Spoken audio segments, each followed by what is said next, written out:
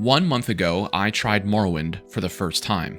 Even though the game is older than I am, I loved it. If I had to rate The Elder Scrolls 3 before this video, even as a Skyrim player, I would have given it 8 or 9 out of 10. I'm so thankful you guys bullied me into playing it, and I was ecstatic to try the new DLC content. I had a 2,000-word script before this one. Here's a screenshot. This video originally was going to be a fun little challenge where I run around with a blizzard wizard lizard and try and beat the DLC content for the very first time with just frost magic. And I'm not saying no because the challenge was too hard. I'm a man of my word. I continue with frost magic for the entire video.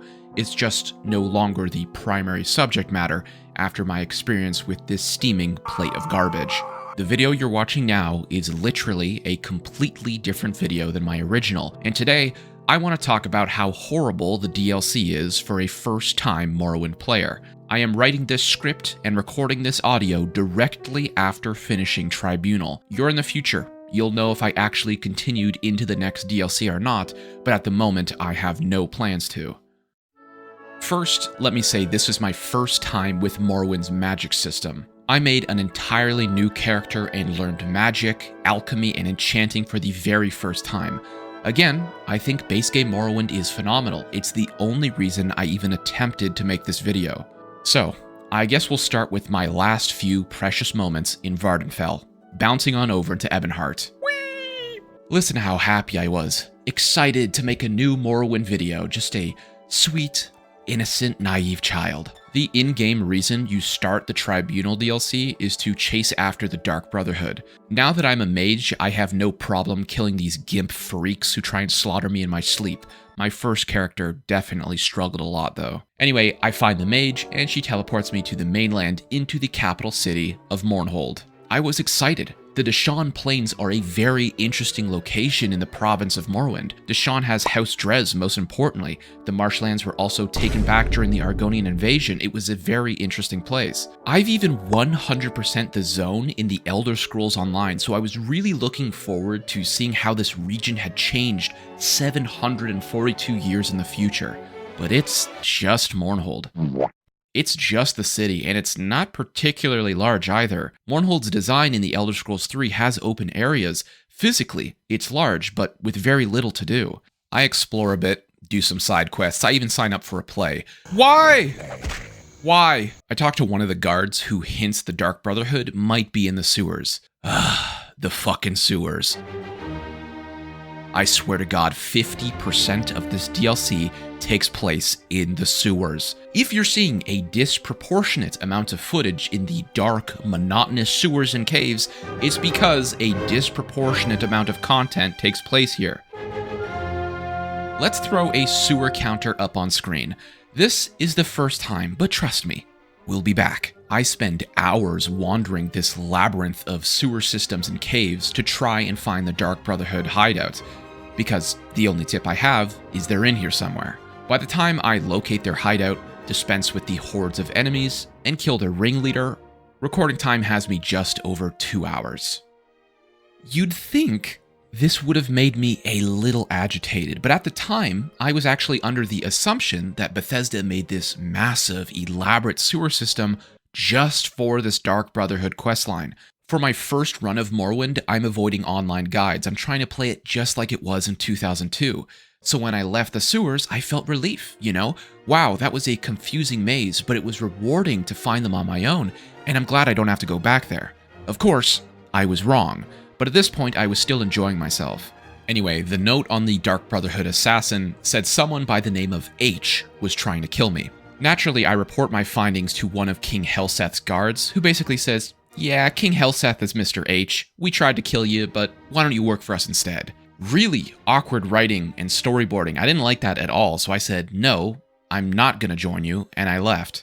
I think I luckily used an intervention spell, and it teleported me in front of Almalexia's temple, which I recognized from ESO. I went inside and discovered the priests in here also hate King Helseth, because apparently he poisoned the rightful king and is amassing a secret goblin army in the sewers. You guessed it. Sewer counter number 2. This is where I start to crash out. Even in my original script, where I was trying to stay upbeat and positive, I say this, Quote, "You're tasked with going into the sewers and killing dozens of goblins. Gotta say, was not a huge fan of this mission. For the first time in this game, Morrowind felt like the Elder Scrolls Online. I really hate ESO's mindless waves of enemies that drop little to no loot and are clearly placed just to slow you down. And that's exactly what this mission was. At least an hour of hacking and slashing through the same enemy types over and over. I was doing 360s to try and entertain myself with these mind-numbing combat encounters." Damn it. That one hit. I count that. That's a 360. I'll take it. This was the first thread to unravel, and it was only my second time in the sewers. But by the end of this mission, we had spent 86% of our playtime here, and that's not a guess. I have my raw footage runtimes to base this off of. Anyway, I killed the goblin war leaders who both bugged out with Morrowind's spaghetti code, and returned to report my victory to the temple. Can you guess what they wanted me to do next? If you guessed the same quest with a slightly different objective, you win a cookie. Sewer count number 3. They wanted me to go back into the sewers, kill some more elite enemies, and escort a mage to cleanse a corrupted shrine. He died a few times. Oh no. But I couldn't bother to bring him back, so I left him there to suffer like I had. Does anyone want to take a wild stab at the next quest I was given? Anyone. If you guessed I had to go back to the same sewers to kill more elite enemies, you'd be correct. Sewer count number 4, baby. I had to get some stupid ring from an elite skeleton mob. It's just a fetch quest. It's all this DLC has been. Almost zero story development, just out. Once this quest was over, I got to meet Almalexia. Here she is. Which is cool, I guess. She actually has some voice acting, unlike Vivek, but I'm pretty sure it's just the default female Dunmer actress. Anyway, she thanks me for the ring and sends me on my way. Not much direction in the quest log, and I wasn't sure if I missed something or not. I went back into the sewers to look around, to no avail. But when I came back up, everyone was saying Mournhold was under attack. I head to the Plaza District to defend against the constructs, and we're gonna throw up a Plaza counter just for a little bit of foreshadowing. The constructs seem to have a very similar design to the machines I had to face off in ESO's 12-manned Morrowind raid, so my immediate suspicion was this might have something to do with Sothasil. Fabricant, yeah, I recognize these fabricants from the Halls of Fabrication, the ESO raid. I head back to the temple to inform Almalexia. She sends me back to the plaza to investigate the ruins underneath where her statue has fractured. Ew, it's so green.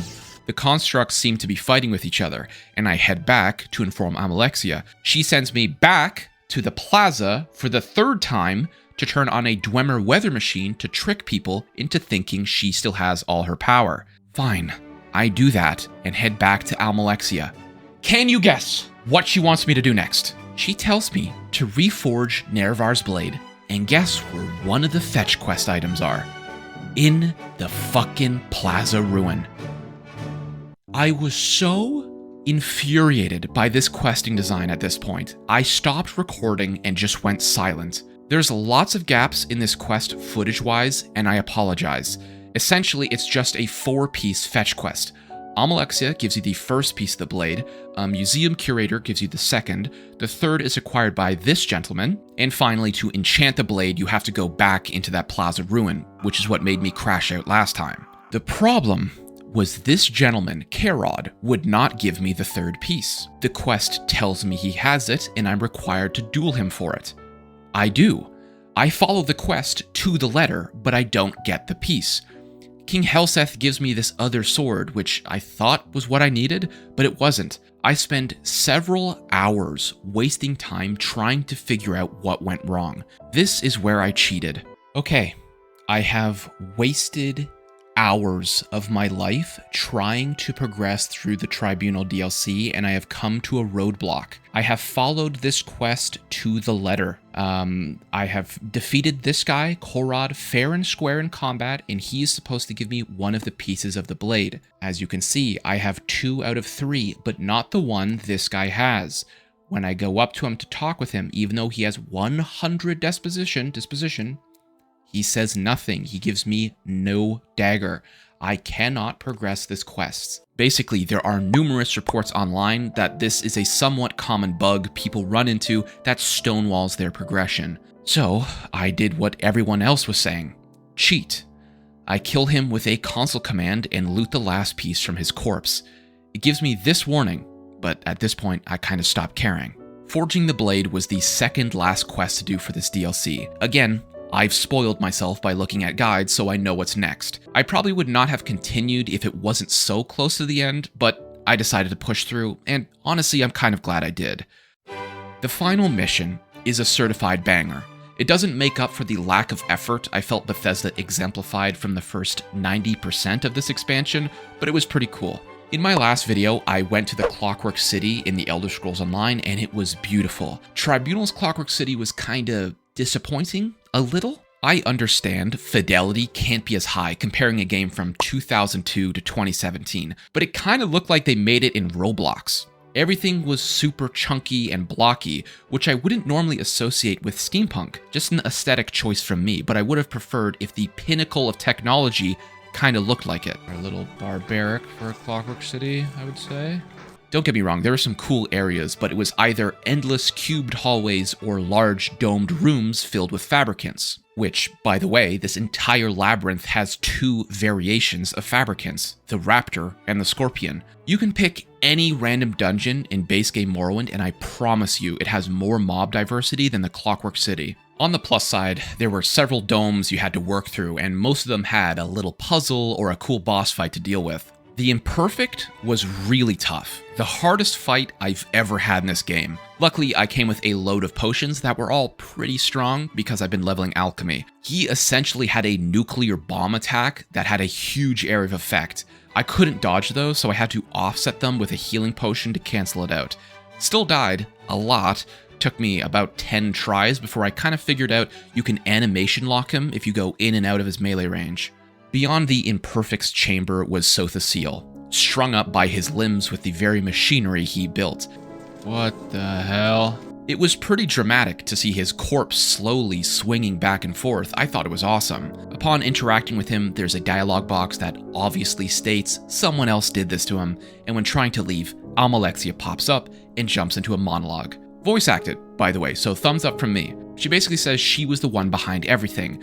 She made the Fabricants attack the city, she killed Sotha's seal, and after she kills me, she's going after Vivek. Very interesting. As a bit of a lore nerd myself, I wonder why she helped you reforge the True Flame, understanding it would be in your possession during this battle. Maybe she wanted to die by the hands of the Nerevarine to consolidate the Dunmer, viewing her as a divine person, even in death, rather than a murderer who's lost all her power. Anyway, the fight was pretty fun. She caught me off guard after her speech. I didn't think she was going to attack me right away. Whoa, whoa, whoa. I didn't know she was going to do that. Don't make me have to go through that all over again. Oh. But this fight was easier than the Imperfect, in my opinion. She was super quick and would run up to me and heavy attack with her weapon, and I would just jump out of the way. So with the use of potions, we just ran around Sotha Seal's corpse like a merry-go-round until I whittled her down to nothing. No! Oh my god, we did it. So many potions. I use her ring to teleport out, and I think that's the end of the story. I think I killed your boss, guys. I may or may not have already slain Vivek on this character, so if you're supposed to talk with him for some closure, I didn't get to do that. It took me about 11 hours to play through the Tribunal DLC for the Elder Scrolls 3. Obviously, it was my first time. I only used frost magic, no weapons, and no armor. But let's talk about some of the things I liked. This DLC provided more of a challenge. I don't know if that's because of my build, but I felt the fights were tough, and I usually needed more than one attempt on big bosses. They all seemed to have different attack patterns and mechanics you could learn to give yourself an edge in the fight, and I really like that. I like being able to approach combat from different angles to see what works, and I think this DLC did a great job with that. My enjoyment could also come from using magic for the first time. I love this system to bits. Nothing to do with the DLC, obviously, but it's a worthwhile note. This is probably my favorite magic system in any game I've ever played. The story building can be strong when there's a chance for story building. There's a lot of busy work, shall we say, but when there's a chance to expand on the tribunal, politics, or world building, I think it's done fairly well. The side content was pretty good, actually. I like the idea of a museum. There's so many artifacts around Morrowind, being able to collect them all in one place and make some decent money, I think is a great idea. I also did a fair number of the side quests, and most were fairly strong. Finally, I think the Clockwork City portion of this DLC is pretty great. I may not agree with the aesthetic choice they went with, but that final hour of puzzle solving, boss battles, and dramatic climax was fantastic. That being said, I don't think the finale makes up for the rest of the expansion.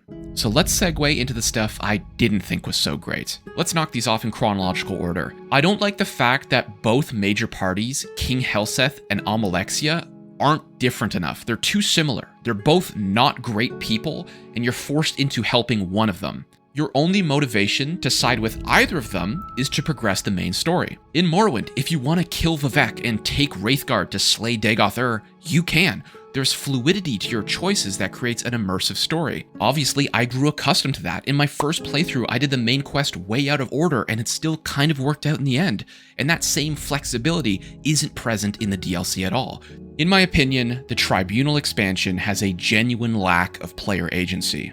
The fucking sewer. Do I need to say anything else? Half of this goddamn expansion is in the sewer. It's like Bethesda made the map first, then the story. They really made the sewer system and asked, how much can we cram into this area before people start going insane? It's too big, it's too repetitive, it's too boring. Same for that Dwemer ruin inside the plaza. I'm kind of lumping those into one.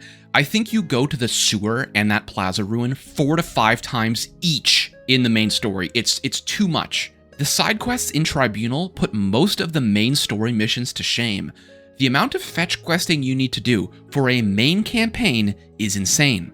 It's like 10% story and 90% fetch questing, and I mean that in an MMO sense. Go here, kill things, bring item back. Does fetch questing exist in base game Morrowind? Sure.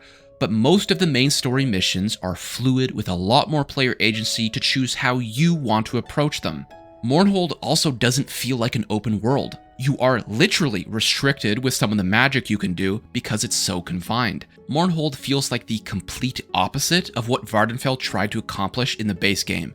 Lastly, as previously mentioned, the story itself isn't bad on paper when you cut out the filler crap questing. The problem with Tribunal, in my opinion, is the duration and monotony that comes with doing these missions, either in the sewer or the plaza ruins, where it starts to blend together. For example, there was a sewer mission where I got a spear as a reward. I have no idea what that mission was. Now that I'm editing the video, I can probably put some text up once I find out, but at the time of writing the script, it's all a blur.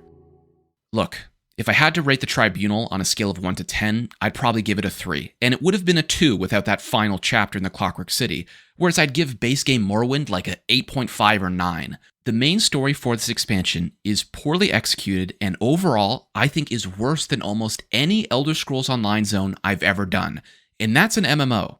Tribunal made me want to stop playing Morrowind and completely change my plans for the content I want to make on this game. Originally, this video was supposed to be super long and comprise both DLCs the game has to offer, but I don't know if I want to play Blood Moon after this. Morrowind itself is one of the most story-rich, flexible, amazing games I've had the privilege of playing. I'm very happy I stepped out of my comfort zone to give it a try. The Tribunal expansion is some of the worst RPG content I've ever played in my life, and I'm very comfortable making that statement. To say it's MMO fetch questing is a disservice. At least in MMOs, they don't make you go to the same dungeon with a similar task for a similar objective 4 times in a row. This is all coming from a first-time player's perspective. This is all new to me. At the end of the day, this is my opinion, not a fact. I have zero nostalgia for the game, so I do think it does provide me with a little bit of a unique insight. But if you think I'm wrong, let me know in the comments. Everyone is entitled to their own opinions. Also, make sure to let me know if the other DLC is significantly better than Tribunal. If the consensus is that it's stronger, I might make that video. Tribunal took a lot of wind out of my sails, so this could be my last Morrowind video for a bit as I move on to other games.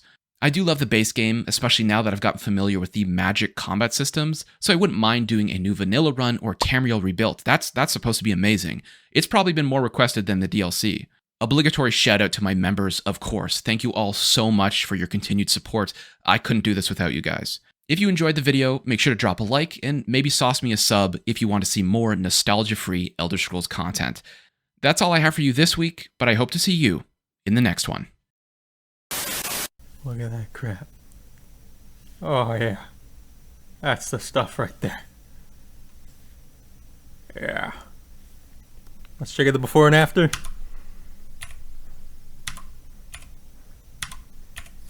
I don't know what I'm doing.